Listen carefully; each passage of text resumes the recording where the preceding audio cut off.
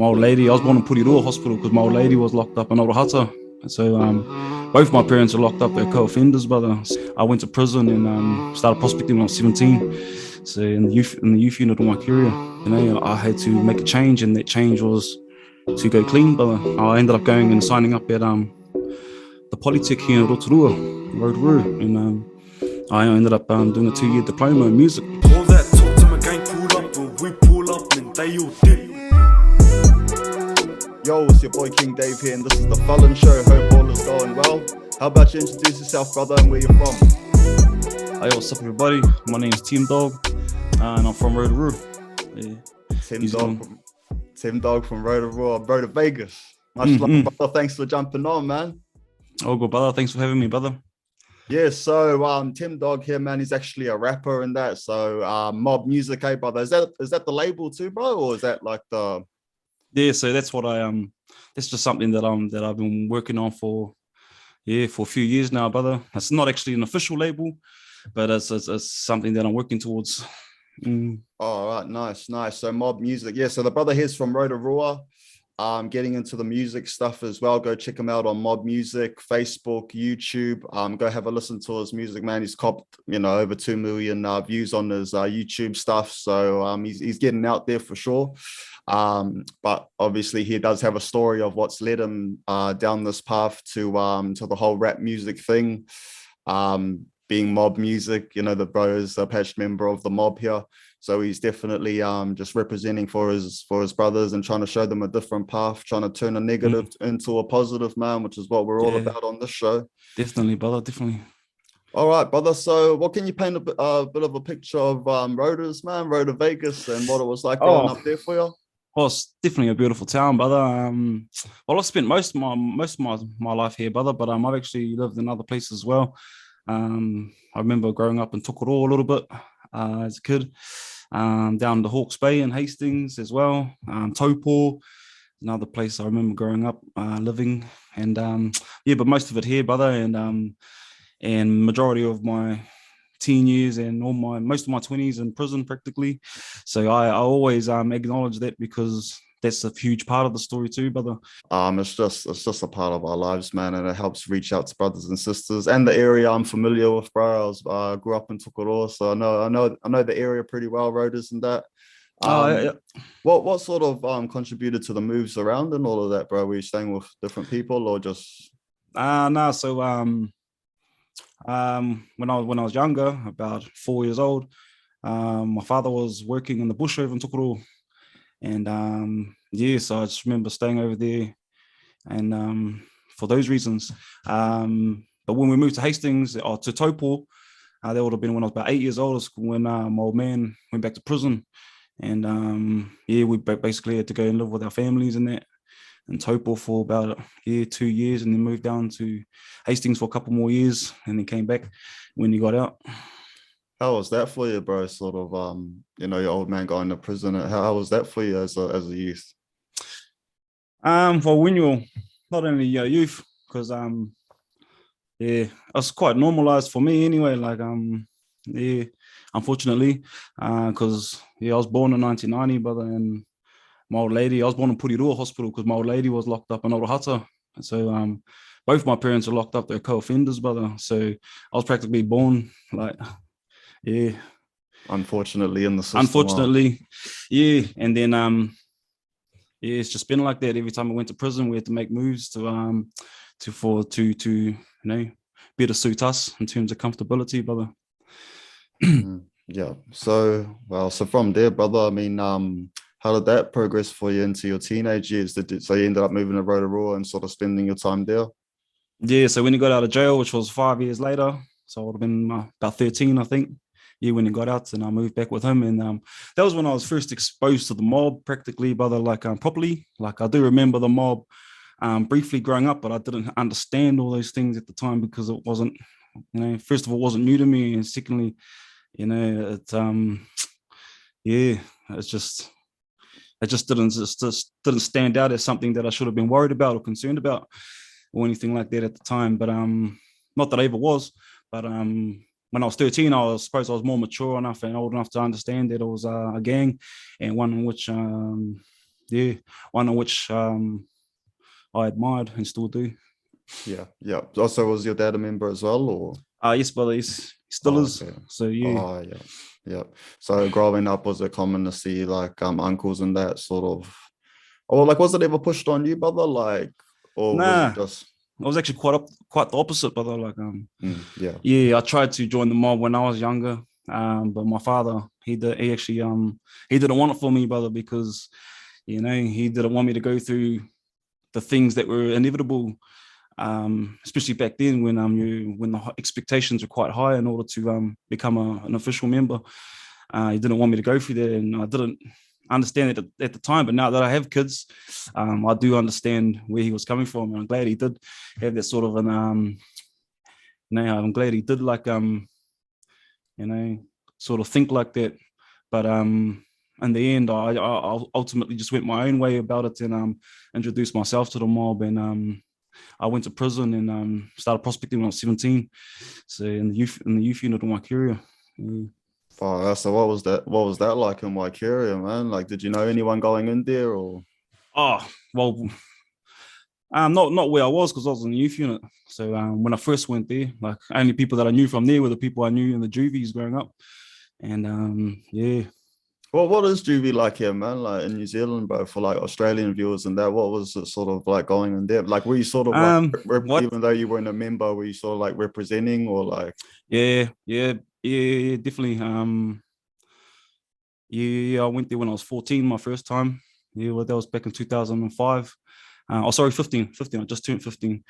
That was up in South Auckland, up in Waikato North, and like at the time, I didn't like it, and I think it took me about 6 months um, until my charges were transferred from from the youth court to the district court, so I could be charged and sentenced as an adult. So by the time that happened, they were able to legally put me into prison as a 15-year-old in Oh, prison. right. So Yeah, yeah. when I first went to juvies, I didn't like it, especially the one in South Auckland. One thing I didn't like was the officers. Yeah, I definitely remember getting my first thwack from a stranger anyway, from someone I don't know. Yeah, and that was quite violating. But these are some pretty staunch men, strong men that you're just a kid back then, so Yeah, bro. you're not gonna like, yeah, I never seen anyone else do it either, fire up, and nah, yeah, that was the one thing I didn't like. Another thing I didn't like, obviously, being far away from home and all that.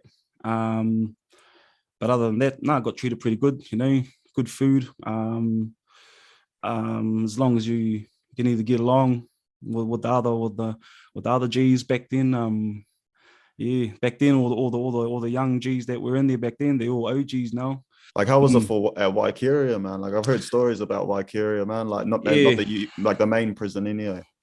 Well, yeah. Well, back, so 2007, I ended up going to Waikaria youth, and I was 17, and yeah, that's when I started prospecting, brother, and it was all right. I was right in there because I spent about 2 years in the youth unit before I actually turned 18 and went to the men's, which was a whole different. That's when everything switched up, and well, not switched up in a bad way, but that's when I had to level up, if that makes sense. Yeah. Well, so Didn't quite realize what I was signing myself up to until I touched down into mainstream prison.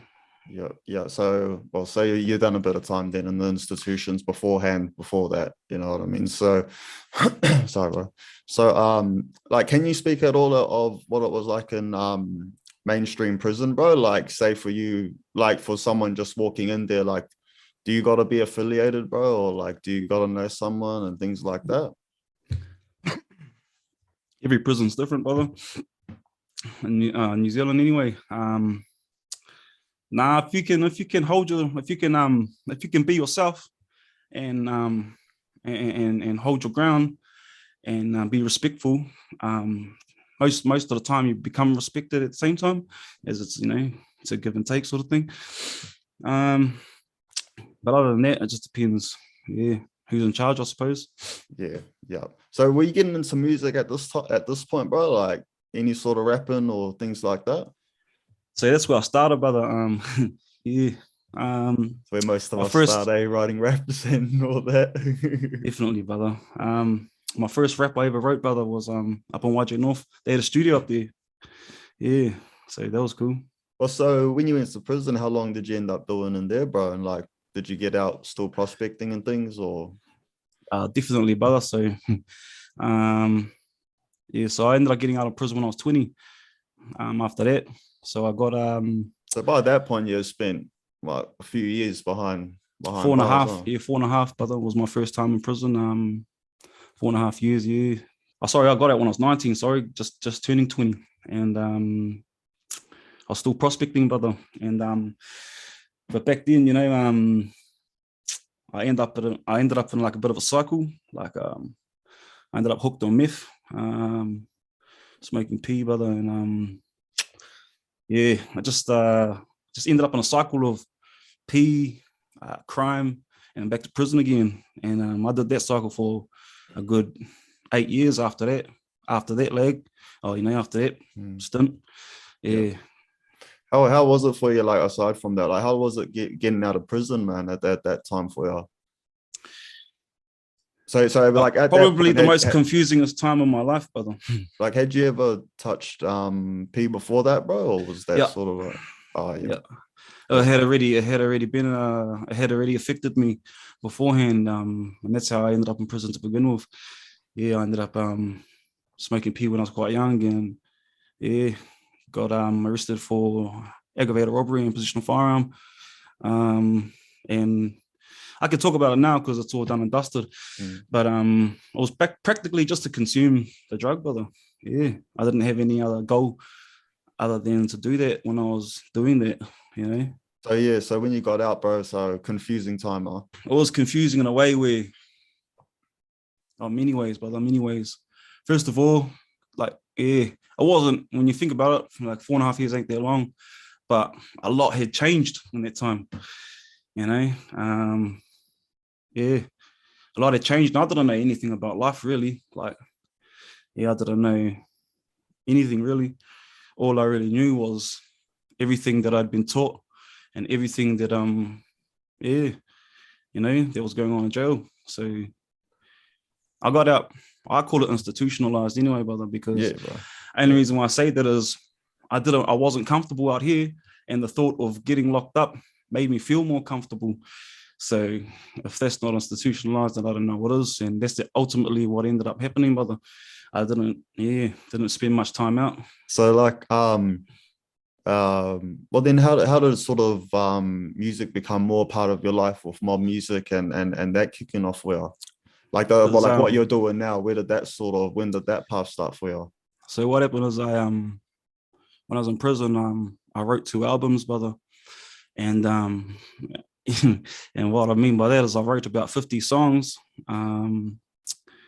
full songs too, choruses, verses, and I wrote them all mostly in the pound, brother. And it's what kept me occupied. It's what it was therapeutic for me.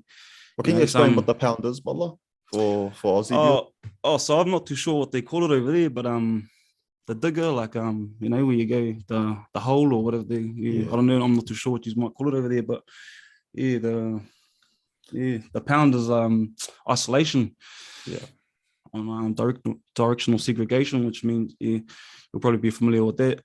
For me, I just used my imagination, brother. Like, most of the songs that I had wrote in prison, I wrote without a pen and a paper.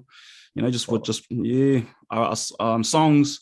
I wrote songs in my head, brother. Like, and everyone knows this too. That knows me anyway.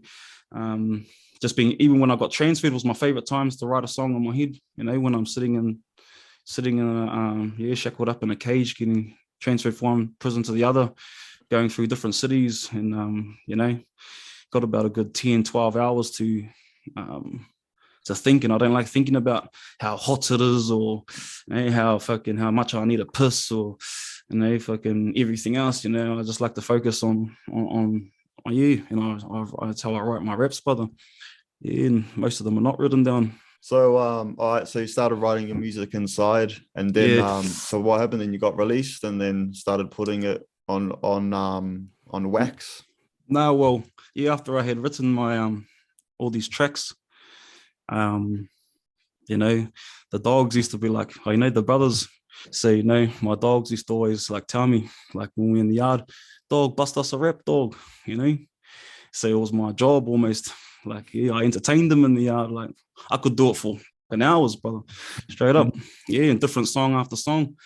And they just used to always buzz out and be like, when did you write that? And I'd be like, just last night, dog. They'd be like, straight up. Like straight up, my dog. Yeah, I'll jump out of shower and yeah, then I'll bust it and yeah. And then even when we're like in the pound or on lockdown, the dogs would just bark out to me late at night, dog, can you bust us a rap out the bottom of their door? Yeah, right. Yeah. Please, my brother, seek help. I'll get down to the bottom of the door and I'll just start rapping. And it just made me feel good, brother. Like made me feel good to make my brothers feel good, Yeah, and then they started encouraging me like, dog, when you get out, you're talented, my brother. Like you might as well like utilize that and make something of it. Like, if not do it for yourself, do it for the team. And that's why I call it mob music, brother, because it's for the mob. It's short for Mongrel Mob music, and everything I do is for the team. So that's why I do it, brother. Yeah. Yep. So yeah, so when you ended up getting out, is that where you sort of put it out there, mob music? I got out, brother, and I tried to do it, brother. I put out a lot of songs. I done all my songs. I promised myself that I was going to record. I did them all. When I got out of jail, I recorded them all, released them all, and only thing that was holding me back was the lifestyle I was living at the time, brother. Like, yeah, I smoked a lot of pee, and I was still doing crime. I was doing a lot of standovers, a lot of, yeah, everything like that, brother. Everything that, yeah, all that stuff that I'm rapping about on my old songs, I was for real. And so you were living ultimately, it was just the balance just wasn't there. Yeah, and I got a family too, brother. So I got responsibilities, not only obligated to the mob, I got responsibilities as a father and a partner as well. So, which means, yeah, it's either one or the other for me. So, I had to make a change, and that change was to go clean, brother, which I did. And but not only that, I knew that was the first thing I had to do, because at the end of the day, if I wanted to do this, I wanted to focus on it wholeheartedly, brother.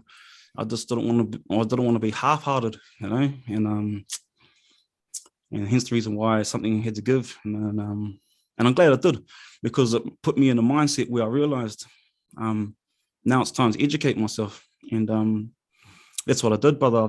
I ended up going and signing up at the Polytech here in Rotorua, and I ended up doing a 2-year diploma in music.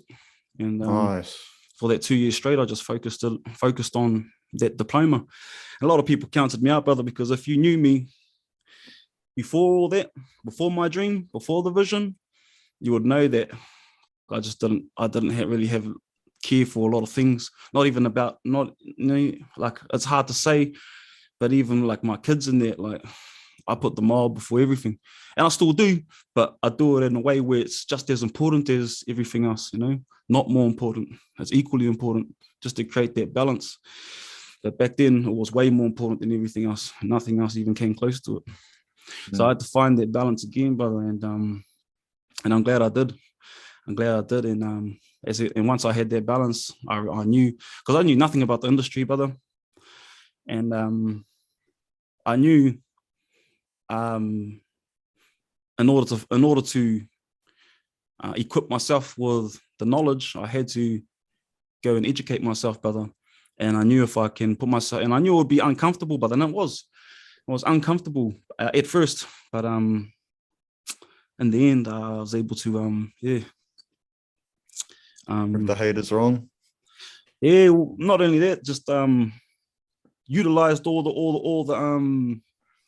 knowledge that was available, and also was able to meet people. So I made connections, and yeah, that's valuable to me, relationships.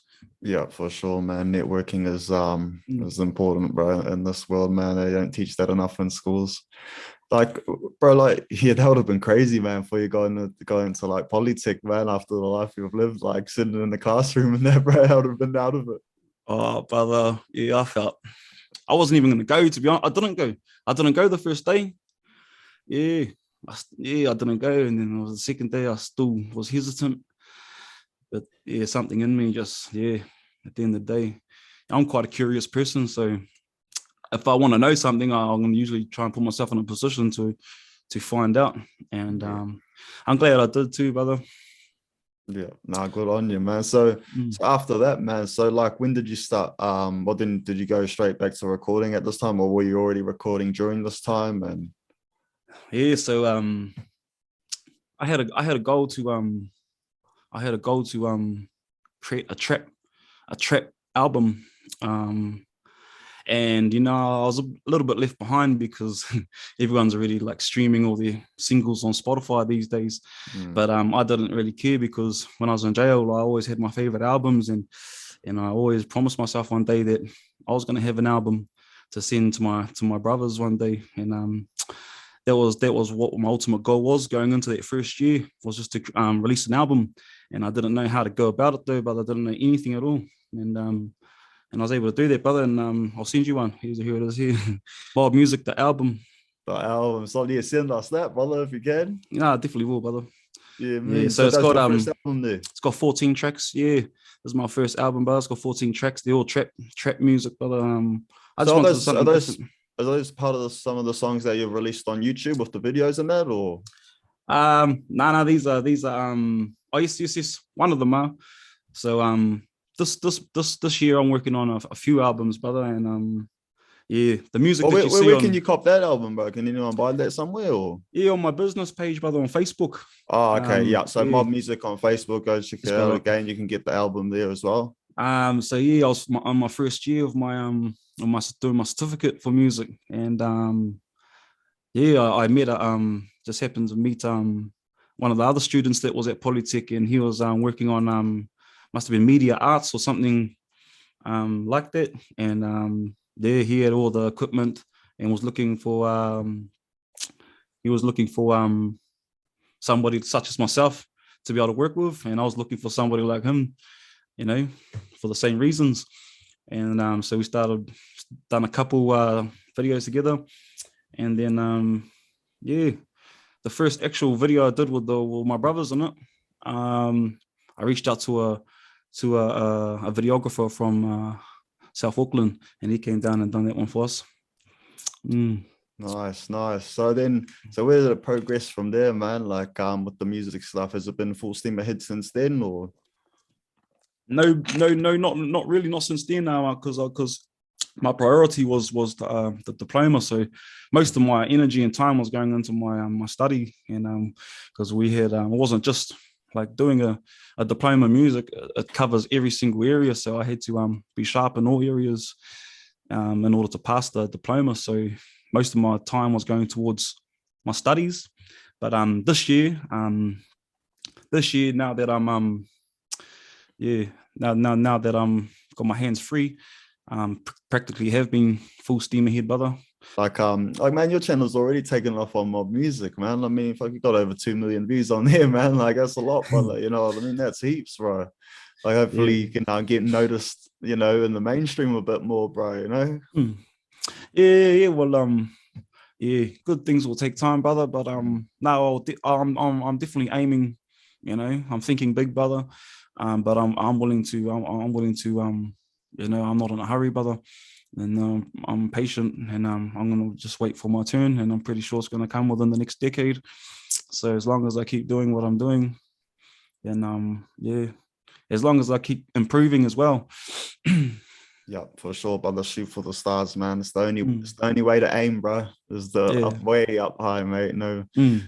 So bro, like, what's your future plans, man, from here, bro? Like, what do you picture for Mob Music and that?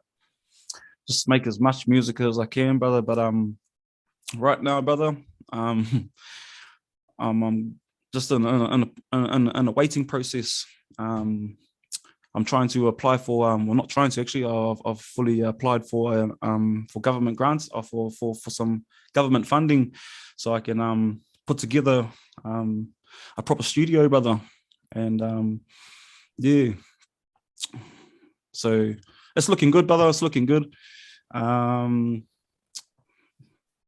all the boxes are ticked at this point. You know, I've went and done all the hard work. Got the platform there that proves it. So yeah, there's no reason to you know, give us a chance. So you know, once that happens, yeah, we're just gonna we're just gonna hit the accelerator, brother, and go hard from there. But 100. yeah, brother. Oh, But I'm just improvising until then, brother. I'm just sticking to the basics until then. Yeah, and it's working for you, man. Most definitely, brother. I'm excited for you, man. It's sounding good, looking good. Man, we're coming to the end here, man. But again, Mob Music on YouTube. Go give that a subscribe. Mob Music on Facebook, Spotify, Temm Dogg. You know, all my Australian viewers, all the New Zealand viewers, go show some love for Temm Dogg. Brother, you got any more messages for anyone, bro? Any brothers and sisters out there, man, over in Oz or here? Yeah, the only message I can give for anyone is yeah, I reckon we all have a purpose in life, eh, brother? Like, we're all here for a reason, and we're all gifted in one way or the other. You know, we all have skills, you know, and it's just a matter of discovering what it is you're passionate about in life, and you know, doing your best to become the best version of yourself, and whilst at the same time utilizing your skills. And that's what I'm trying to do, brother. And if I could give anyone a message or any advice, then I'd advise anyone to do the same thing, brother. And yeah. Yeah, no, most definitely, brother. And bro, much respect, man. I swear, brother, you know, to come from where you come from, bro, and like sort of growing up and being in the institutions and that, bro, to come off where you are now, bro, it's good to see, man. That's awesome, my bro. Thank you, brother. I appreciate it, brother. All right, man. Well, we're gonna wrap it up there, my brother. So much love, man, much respect, and I'll definitely holler at you if I'm ever in Vegas, brother. Too much, my brother. Have a good night.